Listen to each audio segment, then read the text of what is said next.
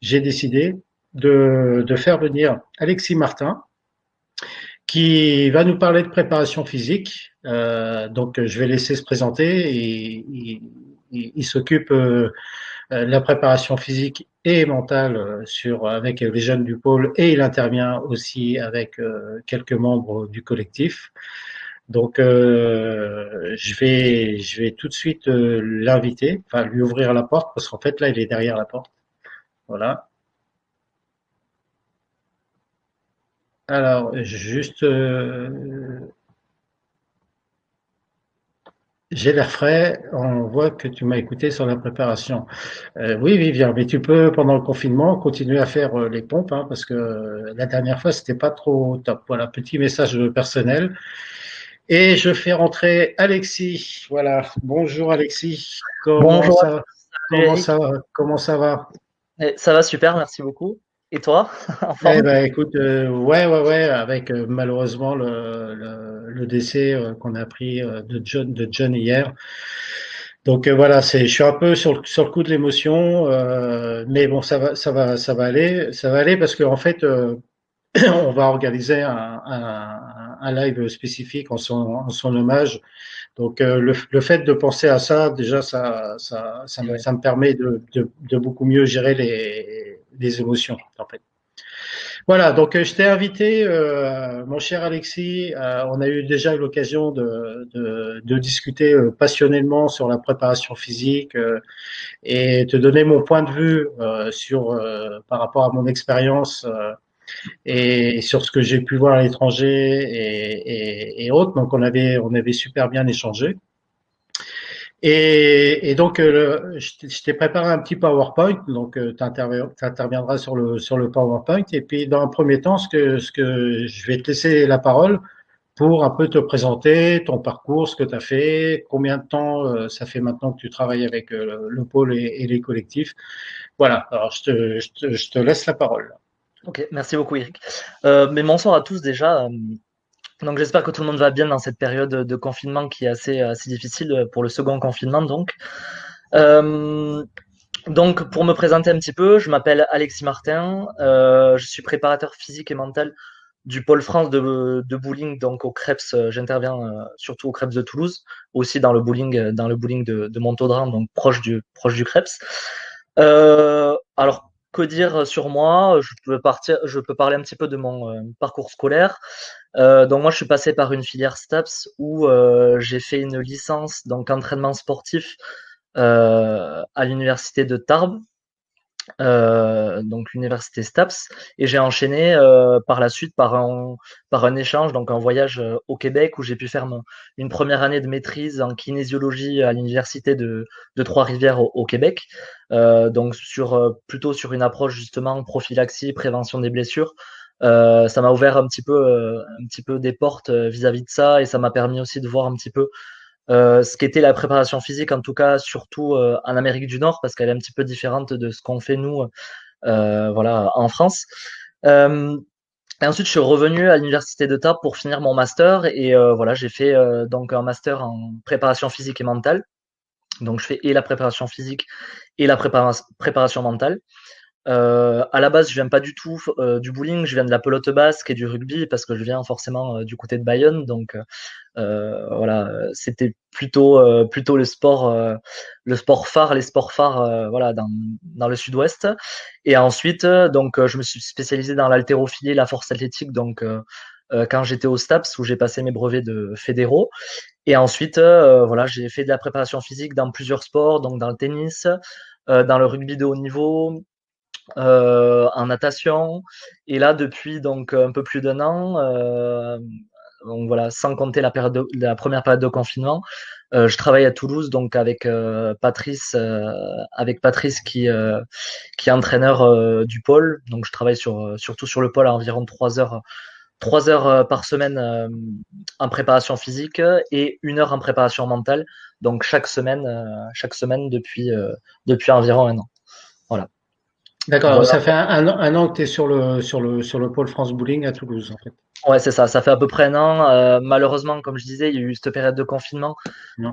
qui était compliquée, qui nous a un peu coupé dans notre élan. Voilà. J'ai commencé après, donc pas. En fait, j'ai commencé en milieu de saison. Donc, ce qui était un petit peu difficile pour moi, étant donné que ben voilà, le préparateur physique a changé. Moi, je suis arrivé un petit peu en cours d'année et j'ai dû apprendre donc à connaître les athlètes et forcément à faire connaissance et à mettre en place la préparation physique et la préparation mentale. Et ensuite, ben, il y a eu le confinement, donc ça a été un petit peu compliqué. Donc là, depuis cette année, on repart, on va dire, sur de bonnes bases, malgré le fait qu'il y ait un deuxième confinement. On a pu voilà commencer l'année, on va dire, sur le bon pied. Et, on continue donc à travailler sur le Krebs malgré qu'il y ait le confinement, étant donné que ce sont des athlètes de haut niveau. Je continue à travailler toutes les semaines pendant le confinement. Oui, c'est ce que je voulais te demander, c'est que pendant le confinement, il y a quand même un suivi C'est de ça. la préparation et les jeunes. Alors en ce moment, je crois qu'ils sont quand même au Krebs pour les athlètes de haut niveau. Et en ce moment, ils font aussi de la préparation physique, non? Même C'est pendant le ça. confinement. Ouais, tout à fait. Donc en fait, là, sur le pôle, effectivement, moi j'interviens 3 fois 1 heure. Donc ils continuent à se maintenir en forme, ils continuent le renforcement musculaire, les exercices pour garder une bonne forme générale, les exercices de proprio, de prophylaxie. Donc on essaie, voilà, j'essaie de varier un petit peu le travail pour que ce soit un petit peu ludique et qu'en plus, voilà, ça puisse. Enfin, ludique parce que justement, les bowlings sont fermés, donc c'est pas forcément évident de faire juste du renforcement musculaire pour faire du renforcement musculaire. Ouais. Donc, j'essaie d'apporter une petite touche un peu ludique pour que les entraînements, voilà, soient pas, on n'y aille pas à reculons et que ce soit plus facile de réaliser ce type d'entraînement-là en ce moment. D'accord. Donc on reviendra sur les contenus si tu veux bien. Et peut-être si vous avez des questions, on va tout de suite aborder le vif du sujet. Euh, alors je vais voir comment. Hop, voilà, avec la présentation et on va attaquer avec ce petit schéma.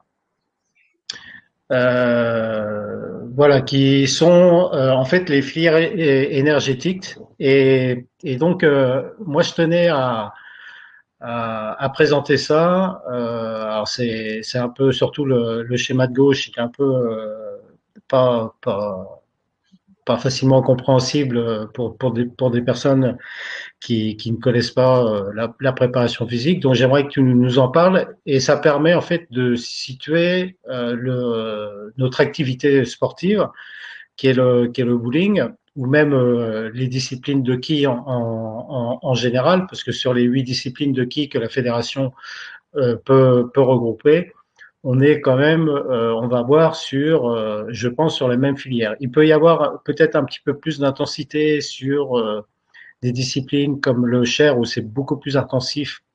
Et d'ailleurs, ils ressortent, ils sont beaucoup plus en sueur que nous, donc je pense qu'ils sont plutôt dans la deuxième filière.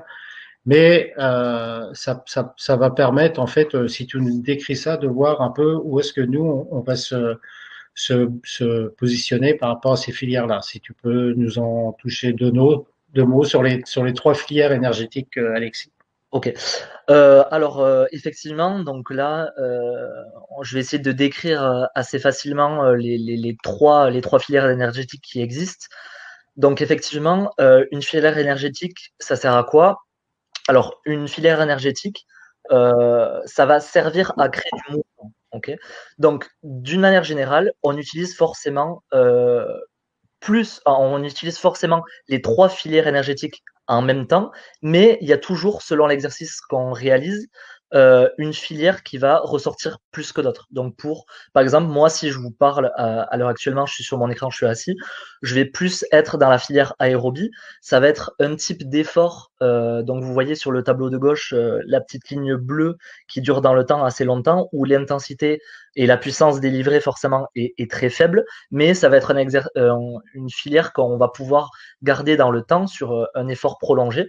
Donc là, rien que le fait d'être assis en train de vous parler et vous d'écouter devant votre écran, devant votre téléphone, euh, on est tous dans la filière aérobie, c'est-à-dire que on pourrait parler et commenter des tableaux et des diapos pendant des heures et des heures sans forcément être fatigué, avoir un rythme cardiaque qui va monter, un rythme respiratoire qui va s'élever. Donc voilà, ça c'est plutôt cette filière-là pour des efforts qui sont non intenses, on va dire, et qui durent très longtemps. Donc, par exemple, en bowling, on est en plein dans cette filière-là, c'est-à-dire que lorsque on fait une partie, on va faire son lancer, se concentrer, regarder sa ligne, avoir sa tactique en tête, etc. On va lancer. Et ensuite, voilà, le lancer est terminé, mais c'est pas un exercice qui va forcément être difficile sur le plan cardiovasculaire et cardio-respiratoire, c'est-à-dire que dès le premier lancer, vous n'allez pas être essoufflé, à bout de souffle.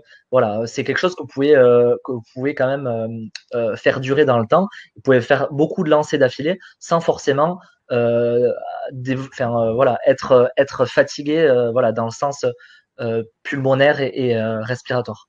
Oui, c'est-à-dire que la technique, notamment du lancer, ne nécessite pas d'effort sur un mouvement qui est court en tout compte fait, peut-être comme l'haltérophilie, qui est un mouvement aussi court, mais par contre qui va demander plus d'intensité cardiovasculaire, de force, etc.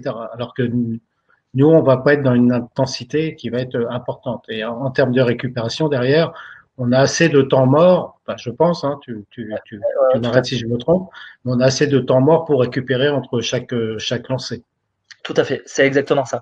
C'est je fasse le lien justement avec l'haltérophilie parce que là, voilà, vous avez compris, je pense, la filière aérobie, c'est donc tous les efforts très longs, donc comme une compétition de bowling ou par exemple un marathon.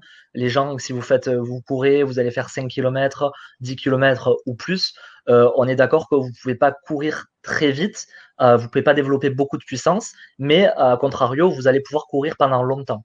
Et la filière anaérobie alactique, celle que vous voyez sur le schéma de droite, complètement à droite, hard exercise zone, ou sur le schéma de gauche avec la courbe qui est complètement rouge. Là, c'est une filière qui va vous permettre de créer énormément de puissance. Donc là, l'effort va être très court, très intense, va durer moins de 10 secondes et va vous permettre de développer une grande force. Donc, par exemple, en haltérophilie, on va lever un poids. Ben, le but, forcément, ça va être de lever le poids le plus lourd possible pour avoir le maximum de points en compétition. Donc, ça va vous demander de développer votre force maximale, votre potentiel maximal pour déplacer la charge à cet instant T. Et donc, anaérobie, alactique, parce que vous allez, pendant le soulevé du poids, vous allez bloquer votre respiration, donc anaérobie sans utilisation d'oxygène, et alactique, c'est parce que vous ne produisez pas d'acide lactique. Donc là, Ouais. on peut dire que c'est des efforts où vous développez beaucoup de force et qui durent moins de 10 secondes. Là, on n'est pas du tout là-dedans sur une compétition de bowling ou sur un entraînement de bowling parce que l'entraînement va durer longtemps, plusieurs minutes, une compétition peut durer plusieurs heures, plusieurs jours, peu importe. Mais voilà, on n'est pas du tout dans cette filière-là. Alors justement, on va parler un peu plus spécifiquement de la discipline bowling. Et donc, bon, voilà, il y a des choses qu'on a écrit ensemble. Les entraînements, les tournois peuvent durer jusqu'à 10 heures. Alors après, c'est 10 heures par semaine. Après, les compétitions, bah, six parties, ça dure 3 heures environ. Des entraînements qui peuvent durer 1 heure, 2 heures, 3 heures, ça dépend des personnes. Ça peut être avec des, euh, des quantités variables. Hein. Ça peut être un entraînement par semaine, comme ça peut être des entraînements tous les jours, comme sur le pôle par exemple. Et donc, comme tu l'as bien expliqué, qu'on est dans la filière aérobie, hein, on n'a pas besoin d'un cardiovasculaire qui soit important. Donc, ça reste plutôt faible. Et donc, on est plutôt dans une zone, comme c'est indiqué, là, une zone d'entraînement légère. Donc, qu'est-ce que ça va amener? Alors, moi, je me suis permis de rajouter marche nordique, jogging, ça correspondait à notre activité. J'ai eu raison de marquer ça ou Ouais, quoi? tout à fait, tout à fait. On va dire que en gros, la filière anaérobie, donc plus haltérophilie, c'est moins de 10 secondes. Anaérobie lactique, ça peut être jusqu'à 4 minutes. Et au-delà, voilà, quand on parle d'heures, de plusieurs dizaines de minutes, voire d'heures, on est complètement dans cette filière. Donc effectivement, tous les entraînements et tous les types de sports qui durent longtemps comme ça, on est tout à fait dans la zone aérobie. Et voilà, on a, effectivement les battements qui sont proches du maximum, où on n'est pas essoufflé quand on fait ce type d'entraînement ou de sport, en tout cas. D'accord. Et alors moi j'ai une question. Ça ne veut pas dire pour autant que notre activité ne nécessite pas d'un entraînement physique qui soit spécifique à notre discipline.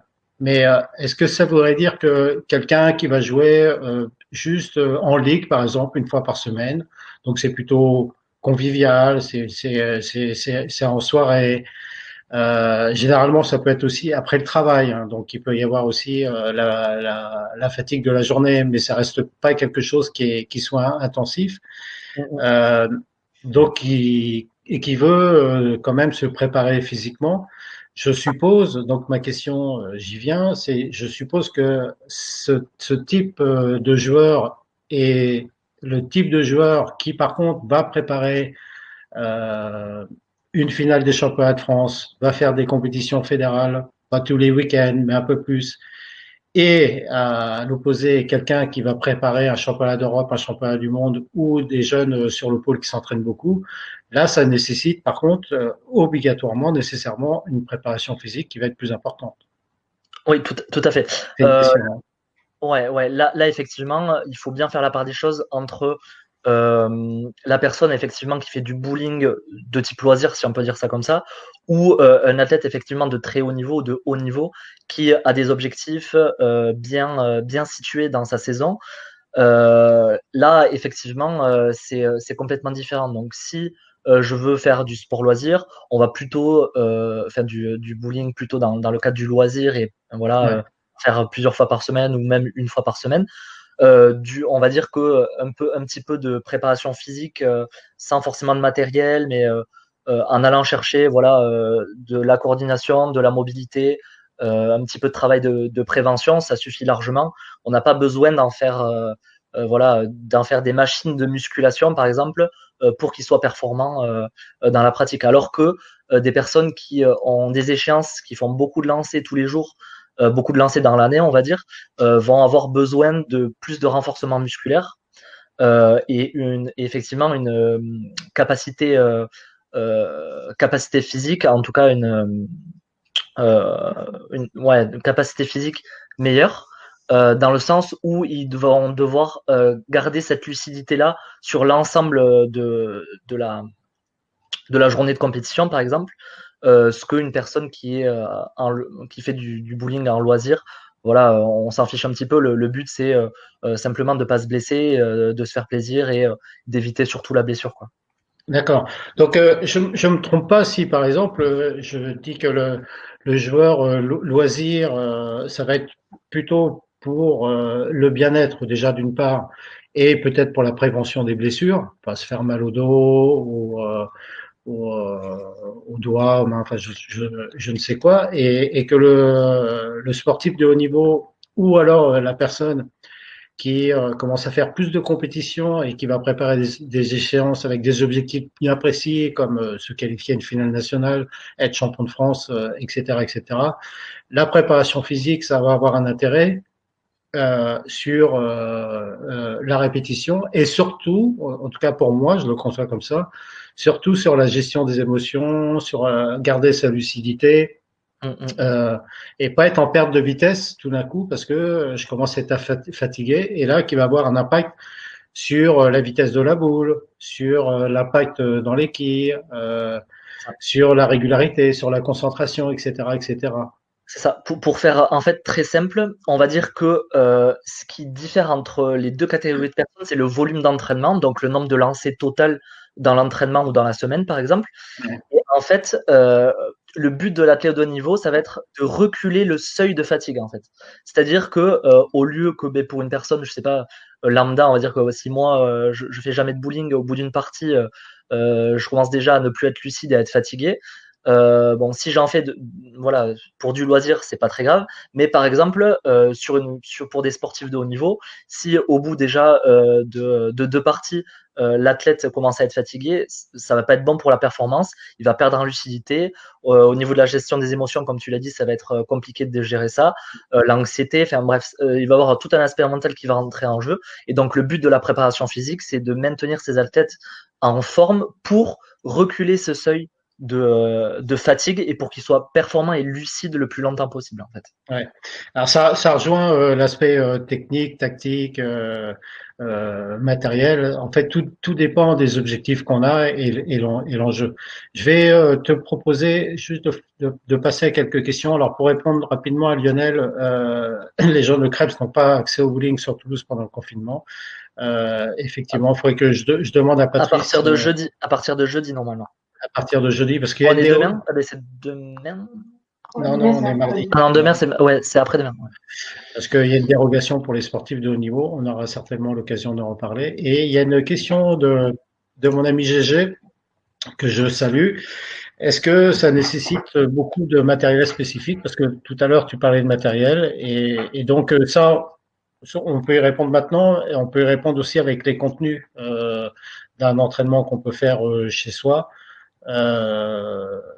Est-ce qu'il y a un matériel spécifique? Moi, j'ai vu des tutos sur les réseaux sociaux où des joueurs et des joueuses de bowling faisaient de la préparation physique avec leur boule de bowling, par exemple, avec des poids ou autres. C'est ça. Alors, moi, je dirais que si effectivement on veut faire de la préparation physique à la maison et en cette période de confinement, vous pouvez très bien vous en sortir sans matériel, ou alors avec du matériel que vous pouvez avoir à disposition dans la vie de tous les jours. Une chaise, ça peut être une bouteille d'eau, un pack d'eau, voilà, ça peut être des choses, si on arrive bien à organiser cet entraînement-là, avec des choses que vous avez en fait sous la main, et vous pouvez très bien faire de la prévention des blessures et de la préparation physique et du renforcement sans forcément de gros matériel. Après, si effectivement vous voulez investir dans du matériel, je dirais que quelque chose qui est pas cher, qui est très efficace, c'est l'utilisation des élastiques, par exemple. Vous pouvez faire énormément d'exercices avec des élastiques, toujours dans du renforcement musculaire et de la prévention des blessures. Voilà, vous pouvez faire des milliers d'exercices rien qu'avec des élastiques, mais sinon, effectivement, si vous ne pouvez pas investir ou que vous n'avez pas envie d'investir, vous pouvez très bien faire de la préparation physique avec du matériel à portée de main, on va dire. Ok, très bien. Alors, j'ai d'autres questions là qui sont arrivées. Il faudrait, Véronique, il faudrait parler du joueur lambda et non du haut niveau qui connaît ce genre de préparation. Effectivement, là, on a introduit Véronique, mais on verra effectivement quel peut-être dans la préparation physique, quel peut être un intérêt pour des joueurs lambda, comme tu dis, Véronique. En fait, en tout cas, tout dépend, comme on vient d'en parler, des objectifs et des enjeux. Si c'est, est-ce qu'on joue une fois par semaine? Est-ce que c'est pour jouer en ligue? Si c'est pour jouer en ligue, est-ce que j'ai un intérêt à faire de la préparation physique ou pas? Moi, il me semble que oui, parce que ça fait pas de mal déjà, déjà pour soi le bien-être. Qu'est-ce que ça va apporter au bowling? Ben, peut-être de la meilleure coordination, peut-être un meilleur équilibre. Sur l'aspect mental de la confiance en soi aussi, je suis désolé, Eric. Oui, tout à fait, ouais. Et de la prévention des blessures, effectivement. Ouais, je regarde les questions, ça défile. Alors, je vais revenir. Brigitte, tu m'as posé une question, je vais y revenir dessus parce je vais juste enchaîner sur le PowerPoint. Tac. De combien de puissance un joueur a-t-il besoin tant qu'il ne sent pas l'envie de l'utiliser? Et surtout, le poids de la boule. Ça va venir. Je vais enchaîner sur la question à Brigitte qui parle d'un sport asymétrique. Donc, moi j'ai noté le poids de la boule, la prise, la technique doivent être considérées en fonction du joueur et de sa force. C'est un objet qui est lourd, particulièrement pour ceux qui sont encore en croissance. En fait, tu vas me donner ton point de vue, mais la technique elle a une part importante sur la préparation physique parce que Si on a une bonne technique qui nous permet d'amener du relâchement, de la fluidité, donc on va pouvoir répéter le geste assez facilement. Mais si on a une technique avec un timing, voilà, qui peut être en retard ou en avance, et on peut se mettre à mettre en place des gestes qui vont être parasites, tu vois, dans le mouvement. Et donc, on va utiliser la force, sans s'en rendre compte, on va utiliser la force, on va ramener la boule, généralement c'est ce qui arrive, on ramène la boule pour mettre de l'énergie. Donc là, la préparation physique, elle va avoir toute son importance, mais pour moi, c'est clair qu'il faudrait d'abord réguler la technique et pas utiliser un renforcement physique pour compenser les gestes parasites d'une mauvaise technique. Qu'est-ce que tu penses Et, de ça? et effectivement, pour moi, voilà, le bowling, c'est un sport d'adresse et ce qui est au centre de la pratique, c'est effectivement la technique, essayer de rechercher ce relâchement, pas forcer les choses. On n'est pas, comme on disait tout à l'heure, dans l'haltérophilie où le but c'est de développer le plus de force ou de puissance. Et là, je vais faire un parallèle avec le terme d'efficacité et d'efficience. Donc l'efficacité, si je peux dire, c'est par exemple, je vais réussir à faire un strike, d'accord? Et l'efficience, c'est réussir à faire ce strike, par exemple, en mobilisant le moins d'énergie possible. Donc, Ouais, pour moi, voilà, il faut tendre vers l'efficience.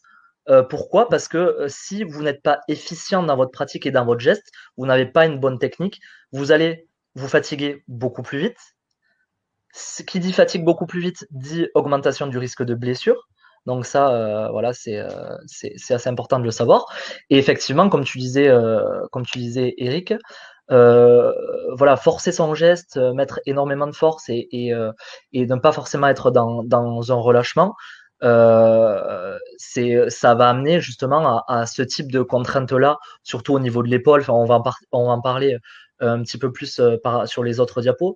Mais effectivement, il faut rechercher l'efficience, rechercher la technique, une bonne coordination et être relâché dans son lancer pour, pour pouvoir être lucide par la suite et recommencer ce geste sans se fatiguer, justement. ouais, ça passe obligatoirement aussi par une bonne technique. Ouais, C'est-à-dire que la tout à fait. préparation physique va venir s'ajouter à la technique, mais va pas venir, elle peut venir compenser la problématique de la technique et des gestes parasites et des mouvements forcés. Mais moi, j'ai jamais connu dans ma vie déjà de joueur et après d'entraîneur et après de formateur des gars qui étaient hyper musclés pour pouvoir envoyer la boule. Enfin, il n'y a pas Oui, besoin d'être c'est très clair. musclé. Ouais, ouais. Mhm. Et donc, se faire les biceps pour pouvoir mettre de rotation, ça n'existe pas. Il n'y a pas besoin de ça. Donc, la préparation physique en ensemble général, elle est faite, comme tu dis, pour être dans l'efficience. C'est ça. Répéter le mouvement, répéter les lancers euh, sur, euh, sur de l'endurance, en fait, Ouais, ouais. et avec efficacité. Donc en gros, si on doit retenir deux choses sur ça, c'est reculer ce seuil, comme tu dis, de fatigue par la répétition et éviter la blessure. Pour moi, c'est vraiment les deux choses très très importantes dans la préparation physique pour le bowling. Après, effectivement, développer la force, ça n'a aucun intérêt.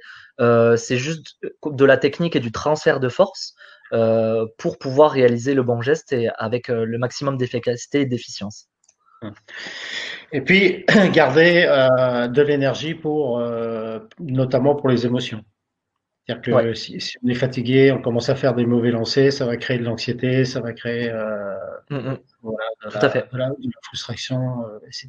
J'avais une question sur Sylvain. Est-ce que d'aller 1h30 en salle de sport 2 fois par semaine peut être une préparation physique? Waouh, Sylvain. Euh, Ah, Alexis? alors, ouais, ouais, tout à fait. Là, tu es en pleine dans la préparation physique. Après, c'est Ouais, toujours pareil. Qu'est-ce que tu fais en salle de sport pendant 1h30? C'est toujours pareil. voilà. Si tu fais du développé couché, des biceps, des triceps ou des choses comme ça, ça n'a peut-être pas forcément d'intérêt. Surtout que, par exemple, des mouvements de base de musculation comme le développé couché que tout le monde fait hein, en salle de musculation, ça aura tendance à amener votre posture vers l'avant et l'épaule vers l'avant. Et forcément, ça va avoir une incidence sur ta technique de lancer et ça peut créer justement des traumatismes au niveau de la coiffe des rotateurs, de l'épaule, etc. Donc le but c'est plutôt de faire des exercices d'ouverture, des exercices pour l'arrière de l'épaule et les fixations des omoplates, plutôt des exercices de prévention et aussi tu peux rajouter un petit peu de cardio pour effectivement être en forme et retarder ce seuil de fatigue, mais faire de la force ou faire de l'hypertrophie musculaire, donc augmentation du volume musculaire, ça n'a pas forcément d'intérêt. Donc oui, c'est une préparation physique en soi, parce que tu y passes 3 heures dans la semaine, mais voilà, il faut faire attention à ce que tu fais dans la séance. Est-ce que c'est bien spécifique par rapport à la pratique? Ouais, voilà, c'est ça, il faut que ce soit hyper spécifique. Dans tous les cas, la préparation physique, c'est ça, c'est la science de s'adapter aux mouvements de compétition et réussir voilà, à créer des mouvements le plus proche possible de la pratique. Une question de Brigitte. Salut Brigitte. Comment diminuer le risque de blessure à pratiquer régulièrement le bowling étant un sport asymétrique et en torsion?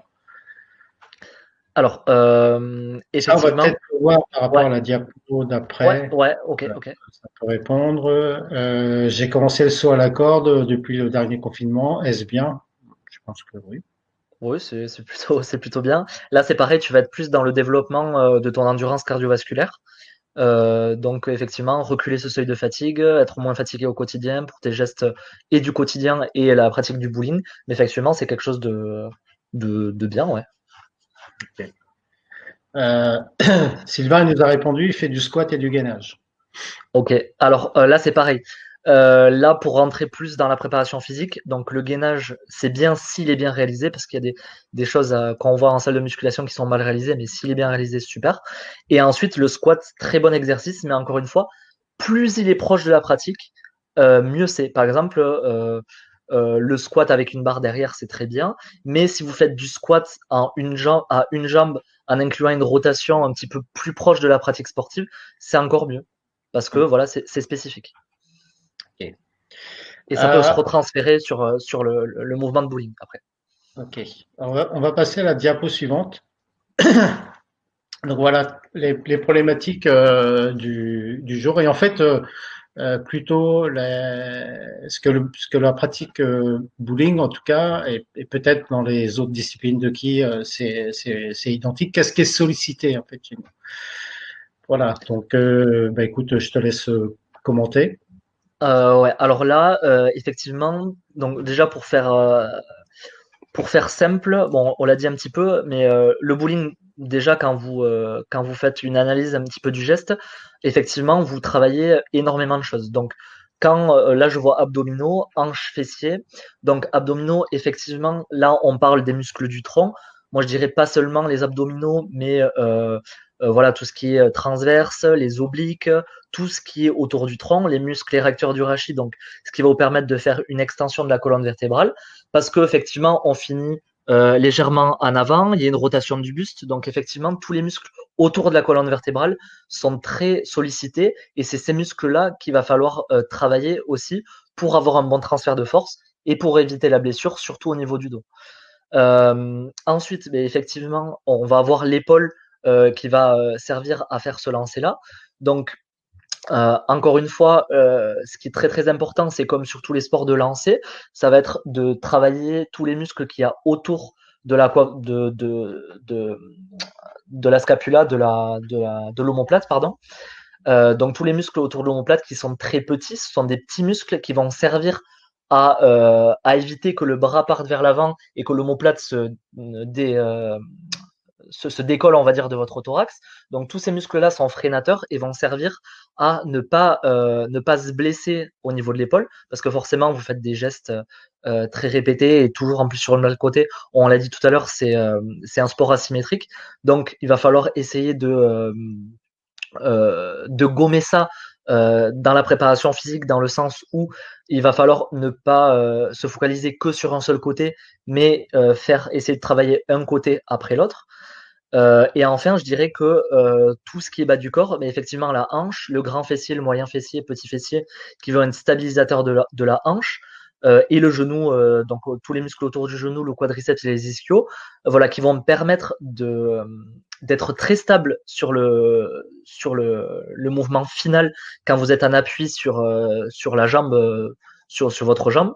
Tous ces muscles-là, il va falloir continuer à les renforcer et surtout avoir un équilibre entre les muscles antérieurs et postérieurs, donc par exemple quadriceps, ischio et fessier, et les muscles côté gauche et côté droit. Donc en fait, ça va être une recherche de travail en prophylaxie où on va se focaliser sur le travail gauche-droite, devant-derrière, pour avoir un bon équilibre entre toutes ces masses musculaires-là.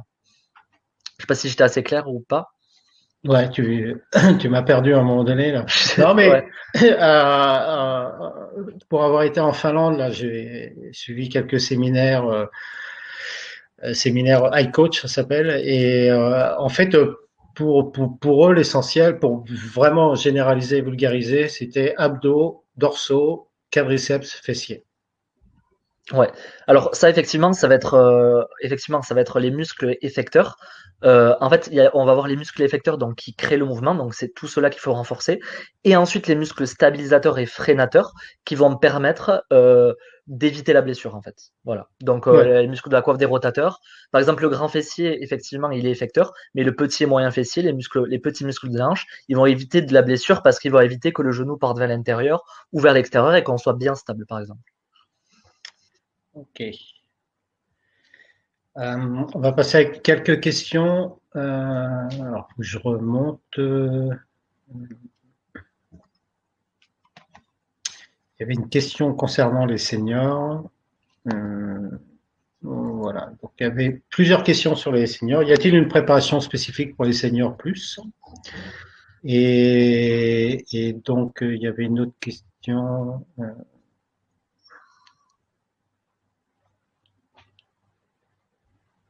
Je peux peut-être répondre à celle-là si tu veux, Eric, en premier. Ouais, mais ça va rejoindre l'autre. Concernant les seniors, alors là, c'est les seniors plus. Ils souffrent souvent du dos, ils forcent, mais aussi des genoux. La flexion est plus difficile. Comment améliorer ces renforcements par rapport à l'âge? Donc, ça Ok, rejoint aussi un peu la première question. Donc, très bien. Ouais. sur les seniors, Alexis. Alors, sur les seniors, effectivement, donc le travail doit être fait, dans tous les cas, les mouvements de préparation physique doivent être faits avec le maximum d'amplitude possible. Pourquoi? Pour redonner de la mobilité à l'articulation, effectivement, pour pas, par exemple, être gêné, comme tu disais, en flexion sur la jambe avant, donc la jambe d'appui. Et surtout un gros travail, je dirais même plus que chez les jeunes, de renforcement musculaire. Pourquoi? Parce que plus on vieillit, forcément, plus on va avoir une perte de masse musculaire, donc une atrophie musculaire. Et plus on est atrophié, donc plus on a une perte de masse musculaire, moins on devient autonome et moins il est difficile de réaliser les mouvements, de mettre de la puissance dans sa boule, de se fatiguer, etc. Donc c'est pour ça que en fait, le renforcement musculaire est très important, voire plus important que chez les jeunes pour les personnes qui sont seniors.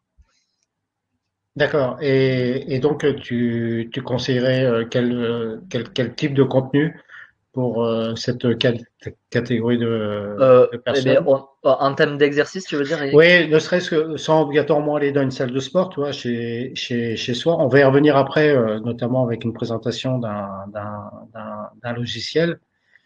Mais qu'est-ce que ça peut être en termes basiques, juste des exercices basiques Ouais, mais qui peuvent même les aider en dehors de la pratique bowling, dans la vie normale. d'accord. Tout à l'heure, on a nommé le squat, donc voilà, qui est un exercice de base et qui est un super exercice justement pour développer la force des membres inférieurs et l'hypertrophie, donc l'augmentation de la masse musculaire, ce qu'on disait tout à l'heure. D'accord. Donc Et vas-y, vas-y. le squat, il n'y a pas besoin d'haltère ou on peut faire juste un squat comme ça sans rien. C'est ça. Alors, ce qui est Donc intéressant, en fait, au niveau de la sécurité, je suppose qu'il faut garder le dos droit quand même. c'est ça. Donc, Et pour faire un bon squat, par exemple, donc voilà, les consignes, on va dire, de sécurité, c'est avoir toujours le poids sur les talons. C'est-à-dire que lors de la descente et de la remontée, les talons ne se décollent pas. Les genoux vont dans l'axe des pointes de pied, c'est-à-dire que les genoux ne doivent pas rentrer, d'accord? Donc les genoux toujours droits. Le buste, ça c'est propre à tous les exercices. Le buste et la colonne vertébrale doivent être toujours le plus droit possible, le regard vers l'avant, voilà, et essayer d'aller chercher l'amplitude la plus grande possible, qu'il est possible de réaliser. Euh, Ensuite, ce qui est intéressant, donc comme je disais, il y a toujours des inclinaisons. Donc là, tout à l'heure, on a parlé du squat à une jambe. Donc on peut rendre, même sans charge additionnelle, des exercices plus difficiles soit en changeant, en faisant des variantes, soit par exemple en rajoutant du temps sous tension. C'est-à-dire que au lieu de faire 10 répétitions de squat sans charge classique, eh bien, on va augmenter par exemple la retenue, c'est-à-dire toute la descente. Au lieu de faire la descente sur 2 secondes, eh on va se dire on contrôle la descente sur 4 secondes. C'est-à-dire que vos muscles vont être en tension totale sur la durée de la série beaucoup plus longtemps et le renforcement musculaire va être aussi intéressant. Et après, une variante encore plus dure, ce qu'on pourrait dire, c'est se mettre sur une chaise, essayer de descendre sur une jambe. C'est-à-dire que il y a une jambe qui est au sol, une jambe qui ne touche pas le sol, et on va essayer de s'asseoir et de se redresser. Et ensuite, on peut augmenter petit à petit l'amplitude, par exemple. Donc voilà, il y a D'accord. toujours moyen Et, de. Voilà. et après, chez soi, on peut faire cet exercice de squat en rajoutant un poids, et notamment la boule de bowling, en la mettant, en la tenant C'est ça, ici. en le tenant Et... proche du corps. Pourquoi proche du corps? Parce qu'effectivement, si on l'éloigne, le bras de levier va être très important. On va avoir tendance à être emporté vers l'avant. Et donc forcément, là, si vous êtes emporté vers l'avant et que le bras de levier est plus important, vous avez plus de potentiel de vous faire mal au dos. Donc toujours les charges le plus proche du corps possible et avec voilà, des épaules, des omoplates basses et serrées, une poitrine bien bombée et le dos le plus droit possible, par exemple. Okay. Voilà. Merci pour ces conseils, Alexis. Voilà la question. Est-ce que dans les salles de sport, ils connaissent vraiment le spécifique bowling? Bah, certains, ouais. Moi-même, je pratique dans une salle de sport pour me défouler principalement. Et il a déjà joué au bowling. Alors, connaître vraiment le spécifique et la technique, il ne connaît pas. Mais à partir du moment, c'est quand même des professionnels. Et à partir du moment où on leur explique qu'on est plutôt dans une filière aérobie, quelle que soit la nature de sport, ils vont mettre des exercices qui vont correspondre à cette filière-là, Mm. j'imagine. Après, il suffit Ouais. de décrire un peu la pratique euh, pour qu'ils pour qu'ils comprennent bien effectivement quelle est la spécificité de notre discipline. Effectivement. Et ensuite, on peut prendre aussi un peu ton diapo, ce que tu as mis avant. Par exemple, voilà, on a vu le fessier, les quadriceps, les ischios, les choses Voilà. comme ça, les abdos et les muscles de la colonne vertébrale. On peut très bien arriver en salle de sport et dire, bon, moi, j'aimerais me focaliser surtout sur ces muscles-là parce que je fais du bowling, etc., etc. Et donc là, la personne va pouvoir dire, ah, d'accord, ça sert à rien de faire du développé couché, donc on va plutôt faire des mouvements de squat, des mouvements de gainage, etc. Une question de Cathy. Salut Cathy. Il y aura des exemples pour le travail sur les omoplates. Est-ce que ça se Euh, travaille les omoplates? Alors, l'omoplate, c'est un os, mais effectivement, Ouais. pour garder des omoplates fixées sur la cage thoracique, donc pour pas que l'omoplate soit très très mobile, effectivement, je pense qu'on pourra le faire peut-être après, Eric, mais via le logiciel, je pourrais montrer quelques petits exercices où je le mettrai en animation pour pouvoir travailler justement tous ces muscles rotateurs. Voilà. D'accord, très bien. Il y a quelques questions aussi. Salut Christian, au niveau du lâcher, pour éviter toute blessure au niveau du poignet lors du lâcher, le bras est bien relâché, mais au moment d'accompagner la boule, il peut y avoir parfois des douleurs au poignet ou doigt tracteur de la boule. Alors quel genre de renforcement? Effectivement, le lâcher peut amener des traumatismes au niveau des phalanges, au niveau des doigts, au niveau de la main, après au niveau du poignet si on force trop, si on veut mettre beaucoup de rotation. Déjà d'une part, et est-ce qu'il peut y avoir un travail spécifique de la main, du poignet, de l'avant-bras peut-être pour améliorer la régularité, pour améliorer l'énergie qu'on va mettre dans la boule au niveau des rotations et autres. Effectivement. Donc là, par exemple, dans ma main, j'ai beaucoup de muscles qui sont, je vais mettre de ce côté, effléchisseurs et extenseurs. D'accord? Donc voilà, ces mouvements d'extension et de flexion, là, rien sans matériel, vous pouvez simplement essayer d'ouvrir votre main au maximum, faire une extension, et ensuite serrer et faire une flexion.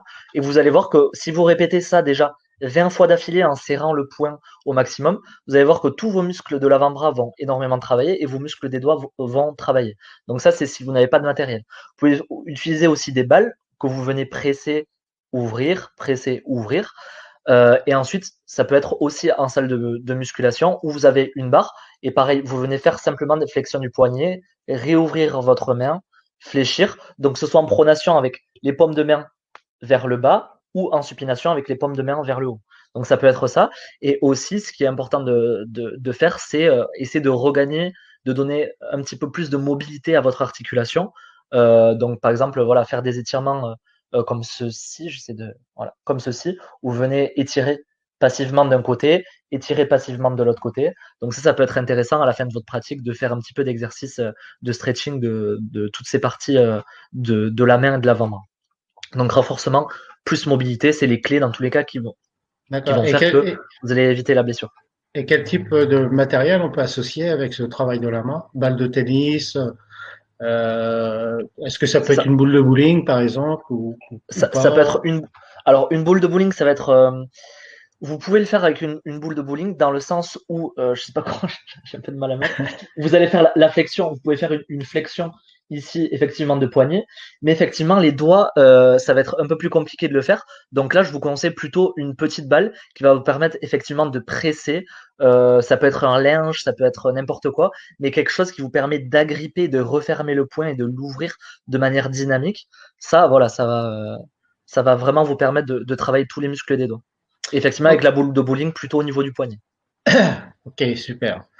Une question d'Henriette, je profite pour lui faire un petit coucou et elle m'a envoyé un mail il y a déjà un petit bout de temps. Je, je répondrai à ton mail, Henriette, pas de souci. Quelques fiches mémo des exercices, ça me plairait bien. Séquences plus matériel à faire à la maison pendant le confinement, afin d'être prêt pour la reprise. Ça, on va peut-être le voir avec le logiciel. Ouais, on peut le voir avec le logiciel, mais effectivement, je pourrais faire peut-être un petit bilan, un petit PDF avec voilà les exercices phares, les consignes les critères de placement et les critères de réalisation et les consignes de sécurité sur les exercices de base, on va dire. Ça, y a pas de souci pour ça. Ok, super. Le PowerPoint, moi, je le mettrai en téléchargement Super.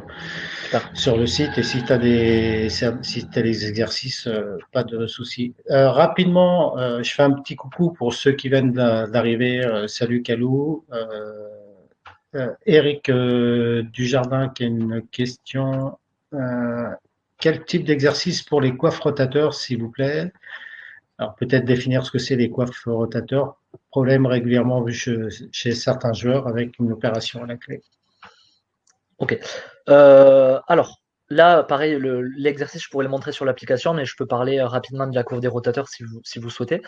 Donc ça, c'est on va dire que c'est votre omoplate. Et en fait, il y a plein de muscles qui sont posés directement sur votre omoplate et donc qui coiffent votre omoplate, si on peut dire ça comme ça. C'est pour ça qu'on appelle ça la coiffe des rotateurs. Encore une fois, c'est des muscles qui servent à faire la rotation interne et externe de votre bras. Et en fait, c'est des muscles tout petits qui sont freinateurs et qui, s'ils ne sont pas travaillés, vont avoir un gros impact sur la motricité de votre épaule. C'est-à-dire que si vous voyez mon épaule ici, si vous travaillez votre coiffe des rotateurs, ça vous permet d'avoir un dos droit, une bonne posture bien rectiligne avec les courbures de votre colonne vertébrale qui sont bien dans l'alignement, mais des gestes répétés, un petit peu comme au bowling ou dans d'autres pratiques. Si vous ne travaillez pas cette coiffe des rotateurs, ce qui va arriver, c'est que votre épaule va être vers l'avant.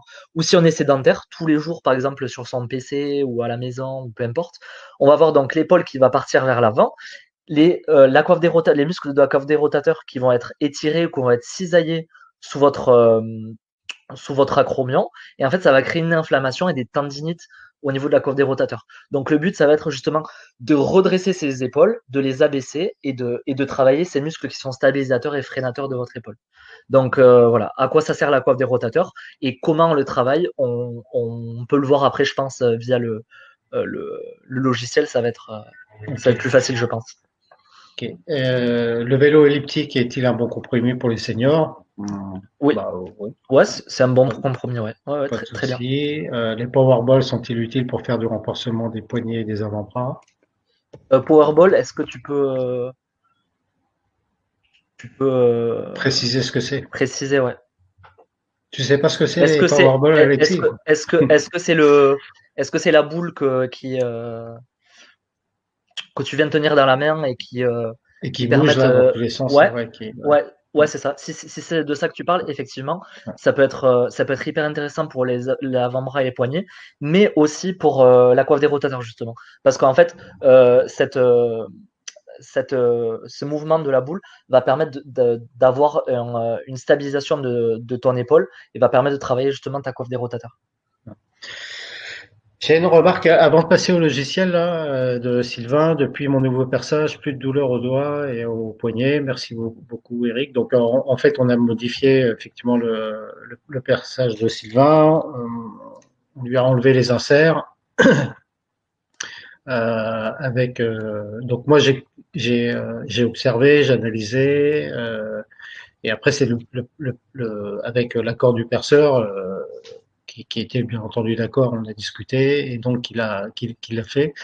Maintenant il est plus dans le confort. Je me permets de mettre cette remarque là parce que comme dans tous les exercices techniques et on avait insisté beaucoup pendant les premiers lives pendant le premier confinement sur la vérification du personnel. Systématiquement, lorsque vous évaluez, lorsque vous faites de la technique, lorsque vous faites quelle que soit la tactique, systématiquement vérifier le perçage. Alors, ça ne veut pas dire qu'il faut le vérifier tout le temps, mais avec les jeunes, on a bien insisté pour le vérifier assez souvent parce que les jeunes, ils ont la croissance hein, qui n'est pas figée et qui évolue au fil du temps et assez rapidement avec les tranches d'âge. Mais un mauvais perçage va créer des blessures, des tendinites, va créer des mauvaises postures, va créer pas obligatoirement un bon lâcher, etc. Et on avait eu une discussion, Alexis, c'est que notamment lorsque les jeunes rentrent sur le pôle, la première chose à faire, c'était de vérifier justement le perçage, parce que souvent, en fait, pour certains, ils passent d'un entraînement par semaine à un entraînement tous les jours, peut-être 2 entraînements par semaine à un entraînement tous les jours. Et là, si le perçage il est pas très bon avec un entraînement par semaine, on va peut-être pas s'en apercevoir. Mais lorsqu'on s'entraîne tous les jours, là, la tendinite, elle arrive vite. Donc, le premier conseil que je pourrais donner avec la préparation physique, si vous jouez au bowling, bah, c'est de vérifier déjà votre perçage, de changer les inserts régulièrement, de mettre des tapes, de caler le pouce, etc., etc. Donc voilà, je ne sais pas si Alexis, tu as eu ce cas sur le pôle, notamment des blessures sur des tendinites ou au poignet ou au doigt. Ouais. Au poignet, beaucoup les genoux aussi, les doigts, l'épaule, pour l'instant non. J'espère que ça va pas arriver en tout cas. Mais effectivement, voilà, ce qui est un petit peu difficile, c'est enfin là, dans tous les cas, on est obligé d'adapter parce que chacun peut avoir une pathologie différente, donc on doit adapter la préparation physique par rapport à cette pathologie. La première chose dans tous les cas à faire, c'est voir un professionnel de santé, votre médecin, votre kiné, et pas essayer de faire des exercices sans l'accord du médecin et sans avoir fait une sorte de rééducation au préalable avant de vouloir faire. Voilà, faut pas mettre la charrue avant les bœufs. Il faut vraiment soigner cette blessure avant de vouloir en faire plus et se mettre dans la préparation physique. Et en fait, au pôle, ce qui est intéressant, c'est que ils ont des rendez-vous réguliers avec les kinés, les ostéos. Ils ont des tests de masse grasse pour voir où ils en sont. Enfin, il y a toute une batterie de tests. On a mis en place aussi des tests de mobilité, du testing, voilà, pour la prévention des blessures, plus avec des protocoles justement par la suite d'échauffement pour éviter justement la blessure. Donc tout cet encadrement-là permet d'éviter la blessure ou en tout cas de remettre les athlètes sur le droit chemin, on va dire, et ce qui permet de diminuer le temps passé à faire des séances de kiné ou à essayer de se soigner. Donc voilà, ensuite on enchaîne beaucoup plus vite sur la performance par la suite. Chez les jeunes, y a-t-il une tranche d'âge pour leur demander des exercices de renforcement musculaire? Alors, absolument pas, aucune limite. Pourquoi? Parce que voilà, ça va justement faire du renforcement musculaire. Attention, quand on dit renforcement musculaire, c'est pas forcément avec de la charge additionnelle, mais vous pouvez faire du renforcement musculaire sans charge à tout âge. Et ensuite, il faut faire attention avec l'addition de charge. Ce qui est dangereux, c'est pas forcément ajouter de la charge, mais c'est avoir un trop volume d'entraînement, donc s'entraîner trop souvent avec une charge additionnelle. Mais tant que les exercices sont bien respectés, le dos est droit, les consignes de sécurité sont présentes, il n'y a aucun souci pour ça. De toute façon, c'est comme ça que les os se développent, que les muscles se développent, c'est en bougeant et en ayant une activité physique. C'est pour ça que voilà, il faut que nos jeunes puissent continuer à pratiquer du sport pour qu'ils puissent se développer normalement, on va dire. Ok, je te propose qu'on voie ton logiciel, que tu nous le Ouais, présentes, si tu peux nous alors je vais faire partager un ça. partage. Tout à fait. Hop, partager. Normalement, on est dessus. Voilà. Alors moi, je vois pas le stream, mais je vois mon écran. Donc Eric, si tu peux me confirmer qu'on voit bien le Alors oui, logiciel. par contre, Ah oui, on va agrandir, ouais, je comme on avait pense qu'il dit. va falloir que tu zoomes. Vous Est-ce que pouvez comme ça, faire. c'est bon? Alors, moi, si tu veux, c'est pareil. Je vois pas ce que les gens voient, donc si jamais, n'hésitez pas à mettre des commentaires si c'est pas assez grand. Il peut zoomer. Donc son logiciel c'est XFIT, hein, c'est ça? C'est ça. HEXFIT. C'est ça, tout à fait. Alors ça, c'est un logiciel de préparation physique que j'utilise donc par exemple pour les collectifs U19 que je suis aussi à distance, mais aussi voilà, pour la préparation physique dans tous les sports, voilà, dans le CrossFit, dans l'haltérophilie, dans le rugby, les choses comme ça. C'est un logiciel qui me permet de voir tous mes athlètes directement sur le logiciel et de leur envoyer directement mais les programmes via ce logiciel. Donc en soi, c'est un logiciel qui est intéressant. Je vous présente un petit peu ça parce que vous voyez, dès que la personne a déjà fait son programme ou fait sa séance, moi je reçois une notification. Voilà. Alors, je Ouais, te vas-y, coupe, vas-y, vas-y. Alexis. Donc, en fait, ça, c'est pas un site, c'est un logiciel, hein, C'est un c'est ça. logiciel, tout à fait, ouais. Ouais, Et donc, pour se connecter sur le logiciel, donc c'est gratuit. c'est ça, C'est xfit.com, c'est ça. c'est ça, c'est ça, Et donc, on arrive sur cette page-là, tout à fait. Alors là, avec moi, tableau de bord à gauche, client, groupe, tâches, c'est ça. etc. Alors D'accord. ça, c'est mon tableau de bord en tant que professionnel et préparateur physique.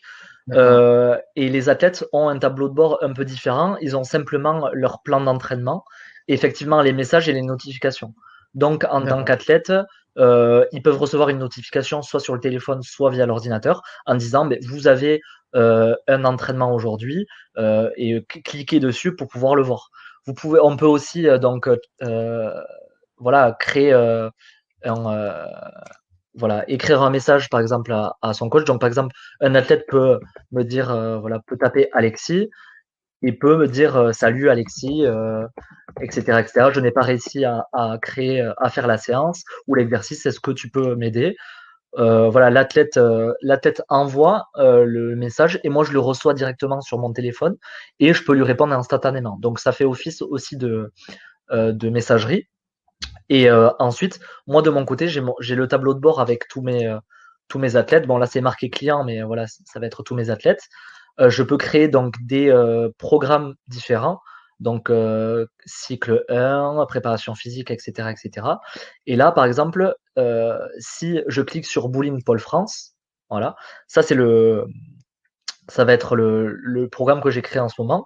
Si je mets voir, voilà, les athlètes, eux, cliquent dessus, ils ont une notification en expliquant mais tu dois faire ton exercice, ton entraînement du jour. Et là, il y a écrit exactement, vous voyez le nombre d'exercices en 1 ici. Ils peuvent cliquer directement sur l'animation.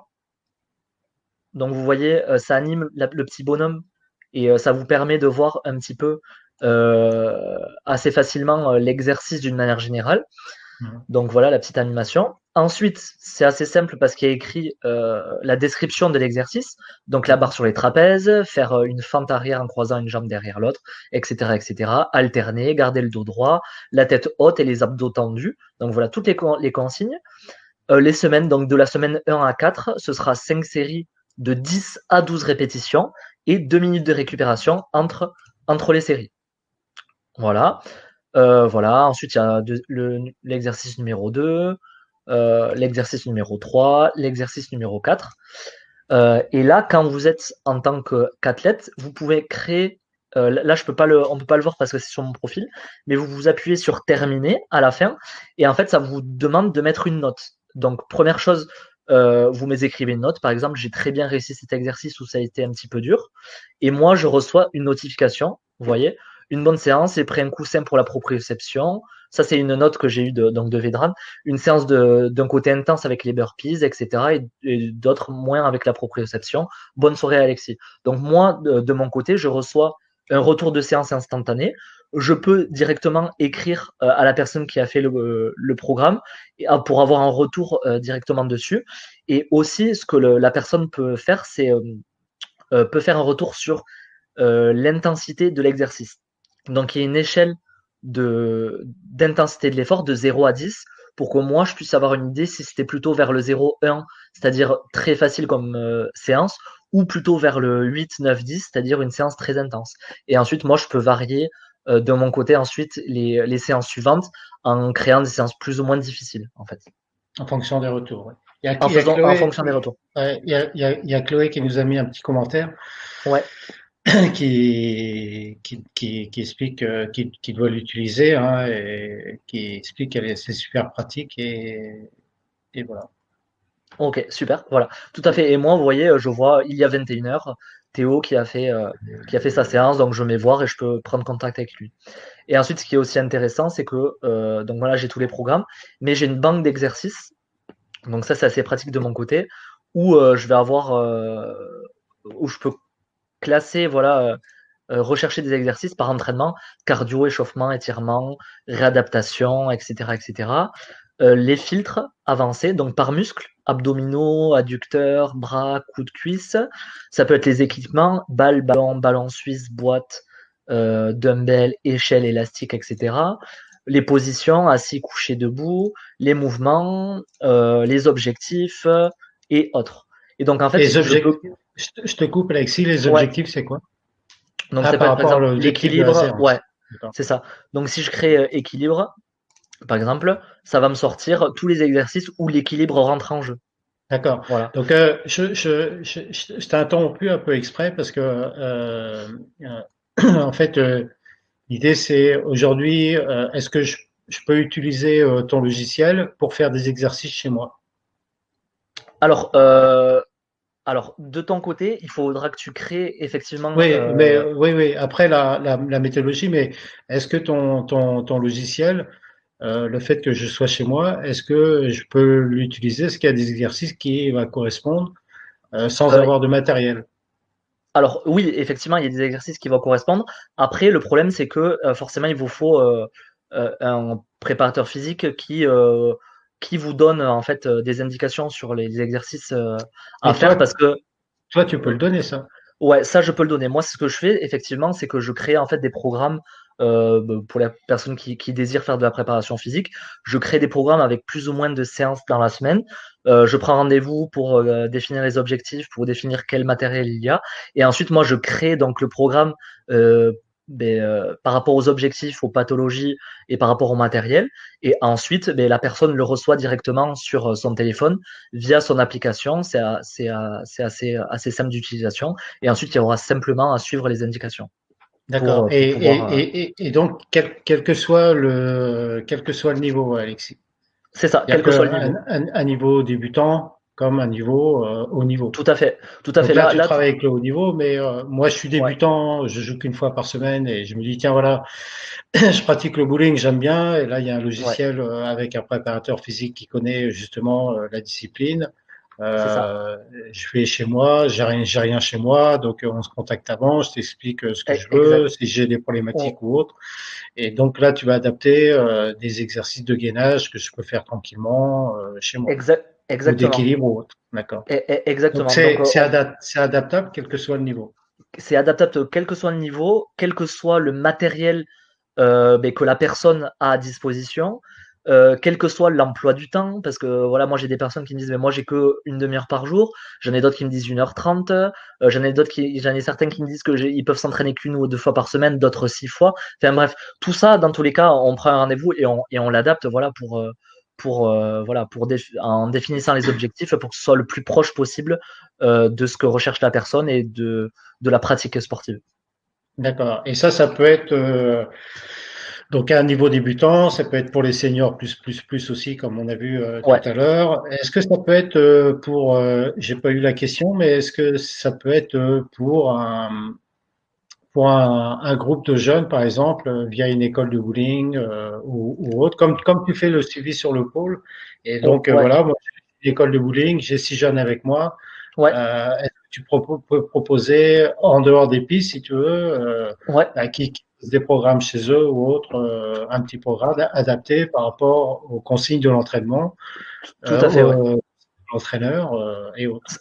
Ça c'est quelque chose oui, que je mets en place dans tous les cas, parce que forcément, comme quand j'ai dit tout à l'heure, je le fais aussi avec le collectif U19. Mais moi, ce qui est pratique, c'est que vous voyez, j'ai un onglet groupe. Et en fait, je peux rentrer les personnes dans un groupe, et ensuite, quand je crée le programme, je mets l'envoyer au groupe et tout le groupe le reçoit. Et en fait, chaque personne dans le groupe reçoit sur son téléphone les exercices à faire, et ensuite ils peuvent le faire. Mais effectivement, moi, je l'adapte en tous les cas à la pratique, à l'âge, etc., etc. D'accord, donc les groupes, ça peut être après effectivement des écoles de bowling, quoi, C'est ça. C'est par ça. Et exemple. ensuite, ce qui est intéressant, c'est que aussi, pour les personnes qui n'ont pas forcément de téléphone ou quoi, je peux prendre le programme et l'exporter sur un document PDF, par exemple, et ensuite l'envoyer par mail, l'envoyer via n'importe quel type de messagerie. Mais la personne peut le recevoir aussi en format papier, s'il veut, par exemple, l'imprimer. Voilà. On n'est pas obligé forcément de passer par le numérique. Moi, j'ai simplement à cliquer sur exporter en PDF et l'envoyer Ouais, directement. d'accord. Donc après, les jeunes, ils sont habitués au numérique, et ça, tu Oui. peux l'utiliser via ton téléphone.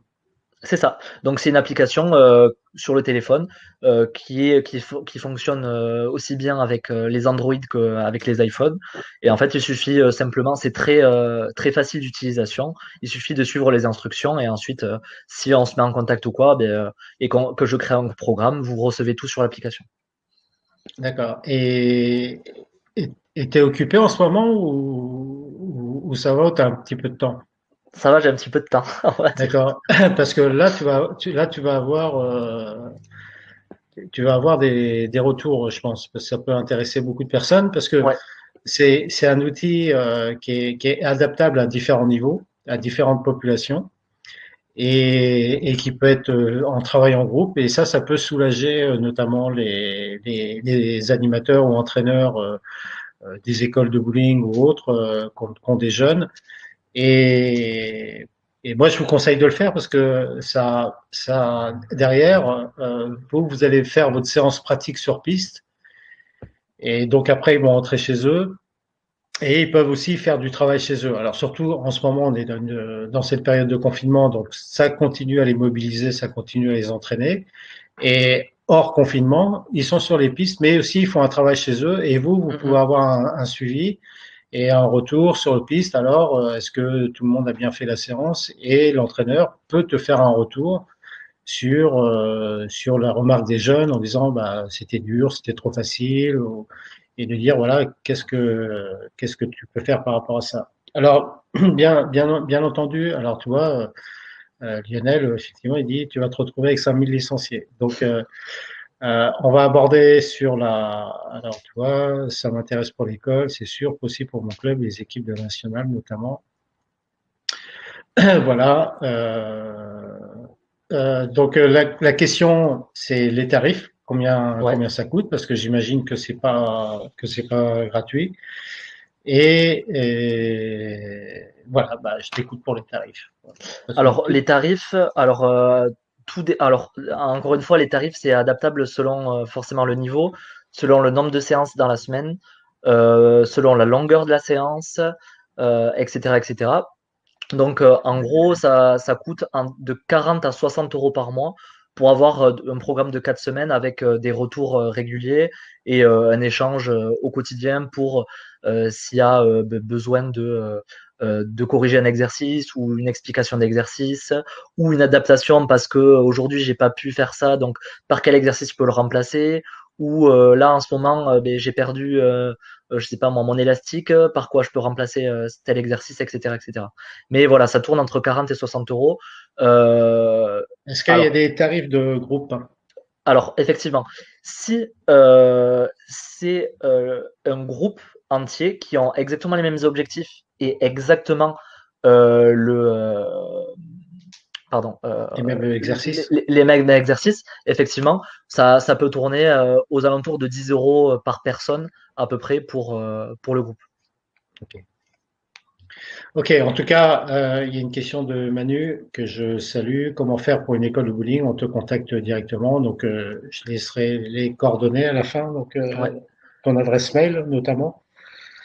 Est-ce Et que je crois on n'avait pas répondu à la question de l'exercice de la personne qui a posé pour la coiffe des rotateurs. Je l'ai pas montré dans le logiciel. Je peux peut-être le montrer oui, une oui, si minute, tu veux, ouais. peut-être. Ouais. Ouais, ouais, Comme ouais, ça. là, on a dépassé le temps, mais j'ai l'habitude. Et puis, je pense que le public a aussi l'habitude que je dépasse le temps. Alors, effectivement, donc ça c'est assez intéressant comme exercice. Bon, il est simplement, si vous n'avez pas de matériel, voilà, pour la coiffe des rotateurs, ça c'est super. Donc, ce qui est intéressant, c'est de se mettre complètement à plat, les bras ici à 90 degrés, et le but, ça va être d'essayer d'envoyer votre avant-bras et votre coude en direction du plafond, et en même temps resserrer les omoplates. Donc ça, il faut vraiment se concentrer sur resserrer les omoplates, avoir le coude à 90 degrés ici, resserrer sur, voilà, resserrer et desserrer les omoplates sur environ une vingtaine de répétitions. Vous pouvez faire 4 à 5 séries avec une minute de repos entre les séries.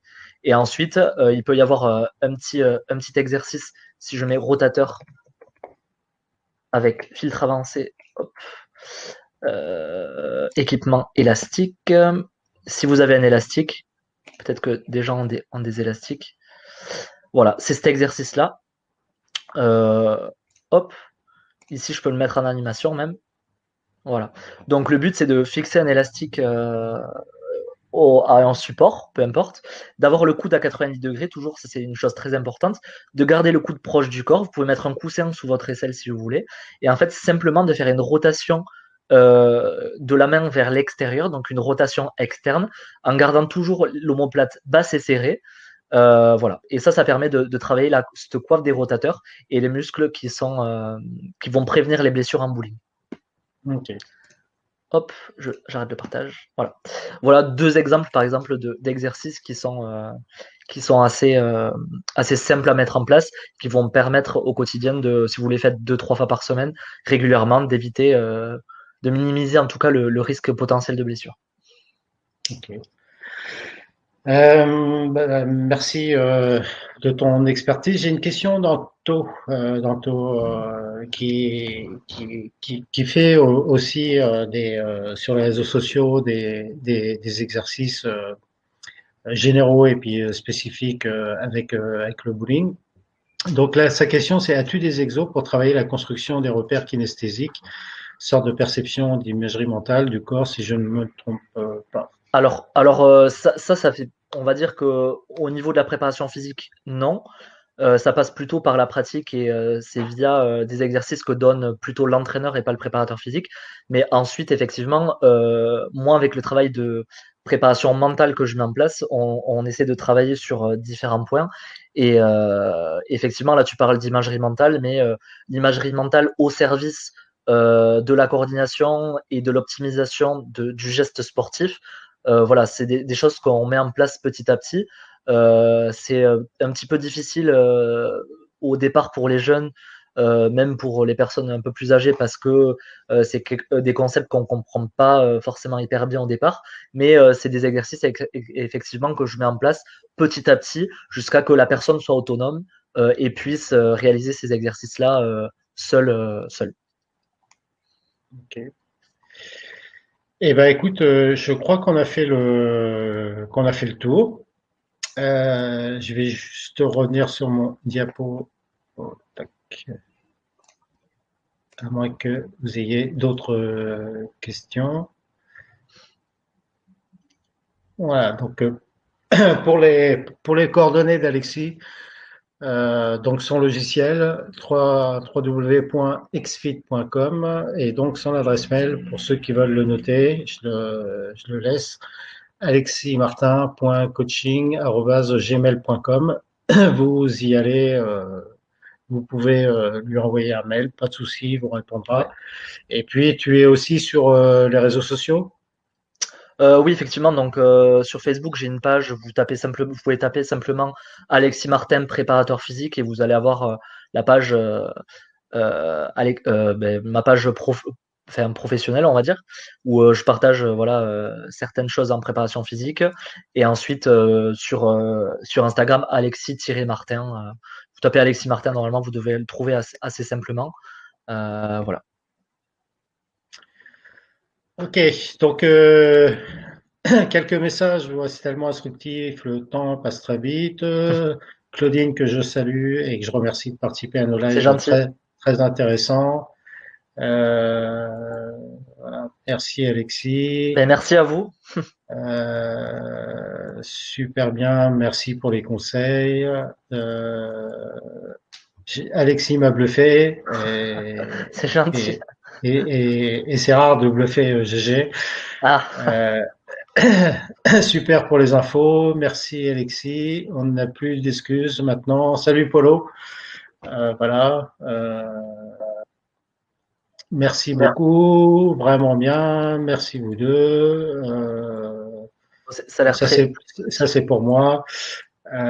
Très explicite. Donc ça c'était important que vous compreniez. C'est pour ça qu'on a décidé de faire une présentation générale de ce que c'était, notamment les filières, et après de rentrer euh, plus sur la partie technique. Voilà. Ok, très bien. J'espère que vous avez eu le temps de noter pour ceux qui veulent contacter Alexis. Pour ma part, attends, je vais revenir à nous. Voilà. Pour ma part, Alexis, merci pour cette expertise. C'était très intéressant C'est et donc effectivement intéressant. c'était le baptême du premier live. Voilà. C'est ça. Enfin, Ouais, on avait déjà fait et là on va en refaire. Donc merci pour tout. merci Merci à pour ton expertise. C'était chouette, c'était clair, c'était succinct. On a dépassé parce que je voulais rester 1 heure, mais bon, 1h22, ça mange pas toi. de pain. Merci à tous les participantes et Merci merci à tous les participants et je vous donne rendez-vous. Donc normalement, je vous confirmerai cela via une communication, la communication faite par Aïda qui s'occupe des flyers.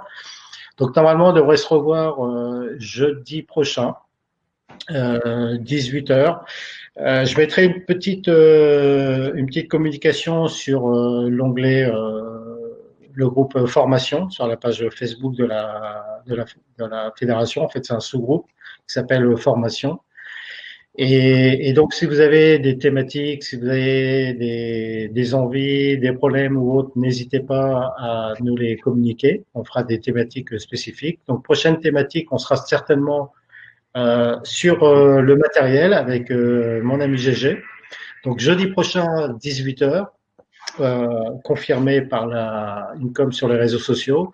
Et donc le matériel, ce sera pendant cette période de confinement, quels conseils on pourra donner sur l'entretien des boules, où les stocker, comment les stocker, et est-ce qu'on peut en profiter pour leur offrir une petite santé. Donc GG sera avec moi, le spécialiste du matériel, pour vous en dire plus. Pour ma part, ben, je vous salue. Merci encore de cette participation. C'était un réel plaisir et qui motive pour les prochains lives. Et comme D'accord. je vous disais, on ne manquera pas de faire un live spécifique pour ceux qui n'étaient pas là au début, de faire un live spécifique en hommage à John Barter, donc avec des intervenants. Je vais essayer de réunir pas mal d'intervenants de jeunes qu'il a entraînés, et puis aussi des collègues, notamment alors les jeunes, je pense Alexandra, Lauriane, Sébastien, peut-être Marmotte, etc., etc. Et puis des collègues comme Patrice, comme d'anciens qu'on a peut-être un petit peu perdu de vue et que je vais essayer de retrouver, qu'on va essayer de retrouver. Voilà, donc peut-être dans 15 jours, 3 semaines. Sur ce, je vous laisse. J'ai du mal à partir à chaque fois. Je vous souhaite une bonne soirée, une bonne semaine. Prenez soin de vous et puis alors bon exercice physique. Transpirez bien et notez. Faites-nous des retours par rapport au logiciel pour ceux qui auraient testé et autres. Merci Alexis, je te salue. Merci à Peut-être tous. à bientôt, je sais pas quand. Ça marche. Merci.